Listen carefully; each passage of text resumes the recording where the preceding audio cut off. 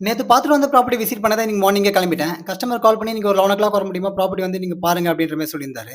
So நானும் அந்த ப்ராப்பர்ட்டிய பார்த்துட்டு அப்படியே வீடியோ எடுத்துடலாம்னு சொல்லிட்டு கையில விளாக் ஸ்டிக் மட்டும் எடுத்துக்கிட்டு கிளம்பிட்டேன்.